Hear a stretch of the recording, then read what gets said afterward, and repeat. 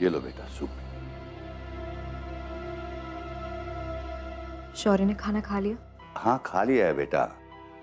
वो सुषमा जी को स्टेशन पे छोड़ने के बाद शौर्य को मैं दुबे जी के घर ले गया था। वहां वो बच्चों के साथ घुल मिल गया है और वो दुबे जी की बहू है, वो उसका अच्छा ख्याल रखेगी। मरे हुए बच्चे के पापा जी,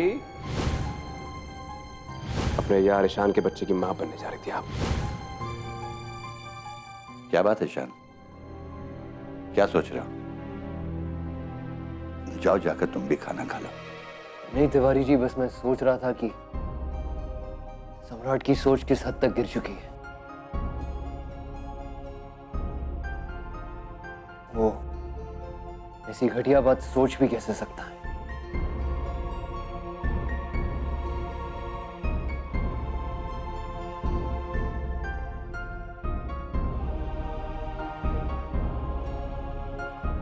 उर्मी, जो हो गया मैं उसे बदल तो नहीं सकता, पर सॉरी, मुझे माफ कर दो। आज मेरी वजह से तुमने अपना बच्चा खो दिया, पर मेरा यकीन मानो, मुझे बिल्कुल भी अंदाजा नहीं था कि ऐसा कुछ हो जाएगा।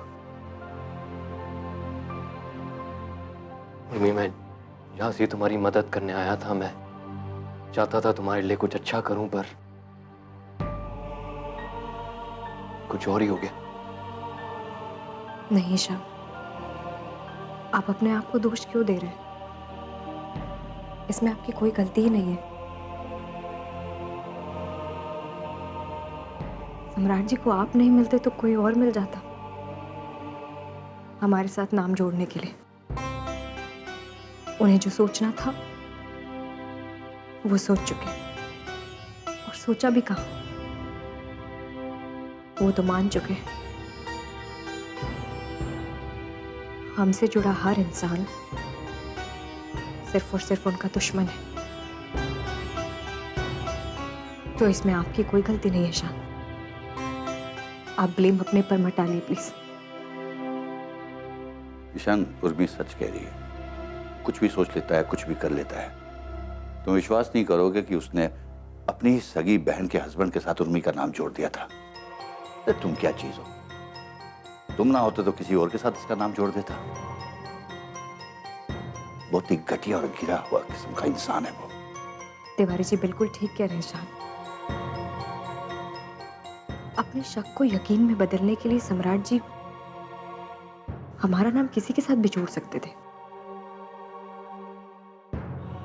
कोई और नहीं तो आप ही सही। और ये करने से पहले वो एक बार भी नहीं सोचते।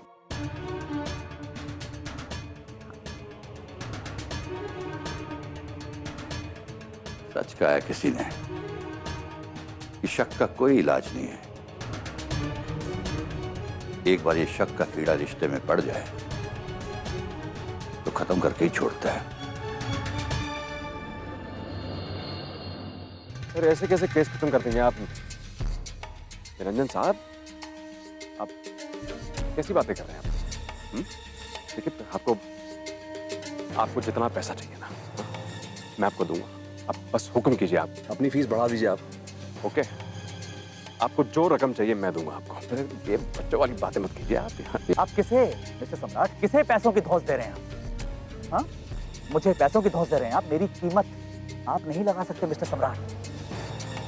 बहुत पैसे कमाए मैंने, और जब तक चाहूं ना वकालत के करियर में पैसे छाप सकता हूं मैं मिस्टर सम्राट। इसलिए ये पैसों का लालच देके निरंजन खन्ना को खरीदने की कोशिश बिल्कुल मत करिएगा। पूरा मान गया आप? पूरा मान। निरंजन साहब, देखिए ऐसी कोई बात नहीं है, वो निकल गया मेरे मुंह से, गलती समझ ली मेरी। ये बात यह है कि उर्मी का केस तय बात है, वो लड़ेगा ईशान। और मैंने पता किया उसके बारे में, न्यूयॉर्क का टॉप लॉयर है, नामी लॉयर है, और उसे पूरे हिंदुस्तान में कोई टक्कर दे सकता है। आप है सर जी, निरंजन साहब, आप है वो। बता रहा हूं मैं आपको। अरे कोई माइका लाल नहीं ले सकता आपकी जगह भाई। आप बिलीव करिए आप मेरी बात पे। Are you understanding my point? You have to understand mister सम्राट, आपकी जिंदगी और आपका बिहेवियर जिस मोड पे चल रहे हैं ना, उसे आपको अंडरस्टैंडिंग के मोड पे लाना होगा मिस्टर सम्राट।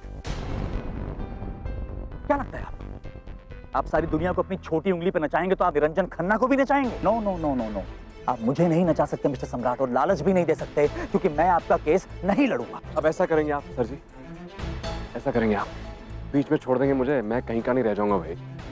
अरे यार, ऐसे किसी को बीच मझधार में छोड़ जाता है क्या? तो क्या करें? अगर नाव पे आप जैसा सवार हो ना मिस्टर सम्राट, और नाव के डूबने का खतरा हो, और सबसे पहले आप जैसे सवार को पानी में धक्का दे देना चाहिए और अपने आप को बचा लेना चाहिए। I mean, मेरी समझ में नहीं आ रहा, हाउ कुड यू मिस्टर सम्राट? मैंने कहा था मिस्टर सम्राट आपसे कि जब तक ये केस खत्म नहीं हो जाता, मुझसे पूछे बगैर, मेरी सलाह लिए बगैर आप कोई काम नहीं करेंगे। और आपने क्या किया? इस केस को जीतने के लिए जो सबसे अहम सबूत हमारे पास था, जो कि आपकी पत्नी के पेट में उसके यार का बच्चा है, आपने उस बच्चे को मार दिया, और तो और आपने अपनी पत्नी पे गोली चला दी। गलती हो गई मुझसे। अब मुझसे बोल रहे हैं गलती हो गई? ये गलती नहीं है, ये बहुत बहुत बड़ी गलती है। बहुत बड़ी गलती हो गई, मैं मान रहा हूँ भाई। Let me explain in a very polite way to you, शायद आपकी समझ में आ जाए। अगर हम अदालत में ये बात साबित कर देते कि आपकी पत्नी के पेट में उसके यार का बच्चा है, तो जानते हैं क्या होता? अदालत में सबके सामने आपकी पत्नी बदचलन और कैरेक्टरलेस साबित हो जाती। जानते हैं उससे क्या होता? उससे ये होता कि 2 मिनट में यूं जज हमारे फेवर में फैसला सुना देता और हम यूं केस जीत जाते मिस्टर सम्राट। लेकिन आपने क्या किया? आपने उस अहम सबूत को ही मिटा दिया, और आप कह रहे हैं कि आपसे गलती हो गई। वो किसी और का नहीं, उसका अपना बच्चा था। और भी जाकर उसे जरूर बताना कि उसने कितना बड़ा पाप किया है। उसने अपने ही खून का खून किया। बता देना उसे। उर्मी, अभी तुम ये बात किसी से नहीं कहोगी। अगर सम्राट को लगता है कि वो उसका बच्चा नहीं था, तो हम श्योर वो और उसका वकील इस बात को जरूर एक्सप्लॉइट करेंगे। मैं समझा नहीं, तुम कहना क्या चाहते हो? शौर्य की कस्टडी के केस में तिवारी जी वो इस बात का यूज करेंगे उर्मी का कैरेक्टर डाउन करने के लिए।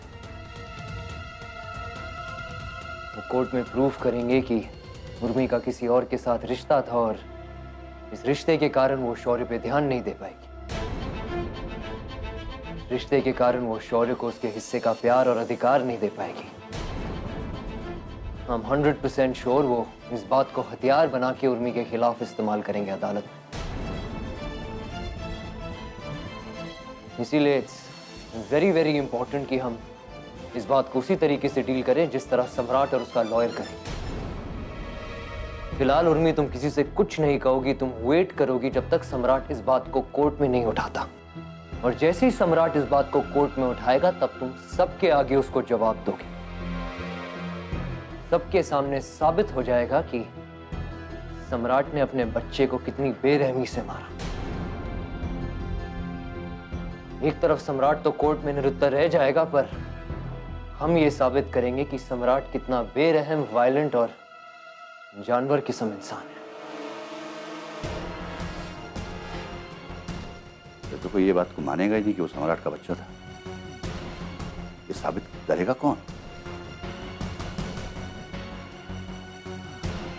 वो आप मुझ पे छोड़ दीजिए।